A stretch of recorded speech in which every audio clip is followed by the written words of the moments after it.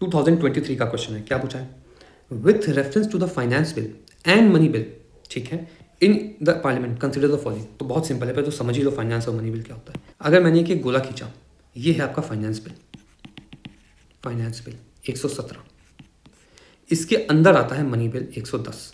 Finance bill के दो तरीके हैं, फाइनेंस बिल 1, फाइनेंस बिल 2, ठीक है। अब हम यहाँ आते हैं, with reference to the finance bill and money bill, ठीक है, when the Lok Sabha transmits finance bill to the Rajya Sabha it can amend. देखो जी, जो फाइनेंस बिल होता है वो लाइक ऑर्डिनरी बिल होता है, उसमें कुछ पोर्शन मनी बिल का भी होता है, जैसे यहाँ पे दिख रहा है। तो यहाँ देखते हैं, देखो finance bill, similarity between finance bill 1 and finance bill 2। पूरा finance bill is like a ordinary bill.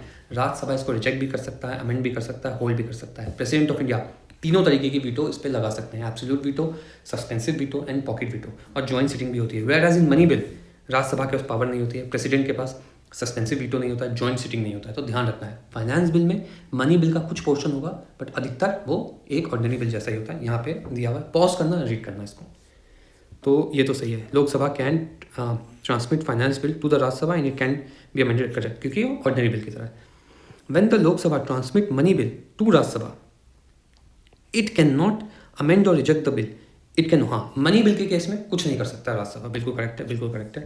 अब क्या, in the case of disagreement between the Lok Sabha and the Rajya Sabha there is no joint sitting in money for money bill. बिल्कुल सही बात है, कोई joint sitting नहीं होती है in the money, but a joint sitting become necessary in finance bill. देखो ordinary bill की तरह फाइनेंस बिल होता है, जॉइंट सिटिंग होती है, मगर जॉइंट सिटिंग नेसेसरी नहीं है। अगर नेसेसरी होती ना तो अभी तक only 3 joint sitting has been conducted. Dowry act 1960-61, 1977 banking, and then 2002 POTA. तो ये तो गलत है, ओनली 2 होना चाहिए आंसर।